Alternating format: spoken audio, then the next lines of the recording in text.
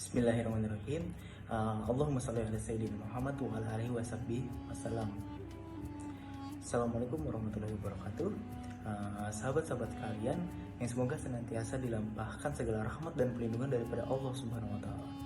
Nama saya Ali Ibarat Sunjani. Saya akan membincangkan topik berkenaan sejarah ringkas Nabi Muhammad SAW yang kita sayangi. Oke. Banyak peristiwa penting yang berkaitan dengan Nabi Muhammad SAW, mulai dari kelahiran, pernikahan, dakwah hingga wafatnya. Dalam beberapa surah Nabawiyah ada menyatakan bahwa Nabi Muhammad SAW telah dilahirkan di kota Mekah pada 12 Rabiul Awal tahun Gajah yang bertepatan dengan tahun 570 Masehi. Nabi Muhammad SAW dilahirkan dari orang tua bernama Abdullah bin Abdul Muthalib dan Aminah binti Wahab. Abdullah merupakan seorang saudagar yang sering merantau ke Syam. Namun Abdullah meninggal dunia ketika Aminah mengandungkan Nabi Muhammad yang baru berusia 2 bulan. Selepas itu Nabi Muhammad dilahirkan tanpa ditemani bapaknya. Selepas dilahirkan, Nabi Muhammad SAW diserahkan kepada Halimah Sa'diyah untuk disusukan. Pada zaman itu, masyarakat Arab mempunyai adat menyusukan anak kepada wanita kampung. Ia bertujuan agar anak-anak mereka membesar dalam persekitaran luar bandar yang udaranya masih bersih. Nabi Muhammad SAW juga tinggal bersama perawatnya yang basah di dusun Bani Sa'ad selama 4 tahun. Kisah seterusnya Nabi Muhammad SAW pada usia 6 tahun ibunya meninggal dunia. Kemudian Nabi Muhammad SAW dipelihara oleh datuk sebelah bapaknya Abdul Muthalib. Selepas 2 tahun datuk meninggal dunia. Sejak itu Nabi Muhammad SAW dipelihara oleh bapak saudara yang bernama Abu Talib, yang merupakan ahli keluarga Bani Hashim yang berpangkat tinggi. Nabi Muhammad SAW juga sering berdagang di Syam dengan bapak saudara yang dihormati, cantik dan berasal dari golongan masyarakat Arab. Nabi Muhammad SAW berkawin ketika berumur 25 tahun, manakala Khadijah berumur 40 tahun ketika itu.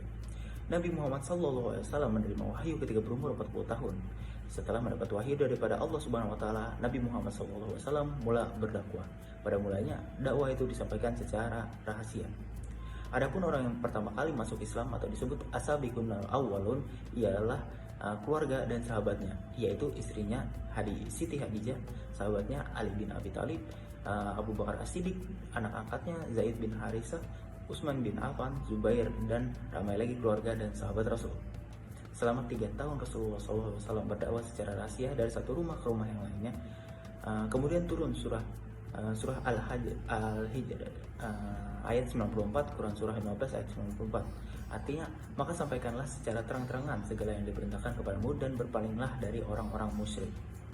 Pada zaman kerasulan Nabi Muhammad SAW pada tahun ke-10 dalam tempo Amul Huzni, yaitu tahun berkabungnya di mana bapak saudara baginda Abu Thalib dan istrinya Siti Khadijah meninggal dunia dan umat Islam berada dalam keadaan sengsara. Di tengah kesedihannya, beliau dijemput oleh malaikat Jibril untuk Isra Mi'raj, yaitu perjalanan dari Masjidil Aqsa ke Masjidil Haram ke Sidratul Muntaha untuk menghadap Allah Subhanahu wa taala dan mendapat perintah salat 5 waktu. Pada tahun ke-10 Hijrah, Nabi Muhammad SAW menunaikan haji wada atau haji terakhir. Semasa berada di Arafah, beliau menyampaikan khutbah yang mengandungi larangan menumpahkan darah kecuali dengan cara yang betul, larangan mengambil harta orang dengan cara yang tidak sepatutnya, larangan memakan harta riba, hamba hendaklah dilayani dengan baik, dan agar umatnya senantiasa berpegang teguh kepada Al-Quran dan Sunnah Rasulullah SAW. Selepas berdakwah selama 23 tahun, beliau meninggal dunia pada usia 63 tahun.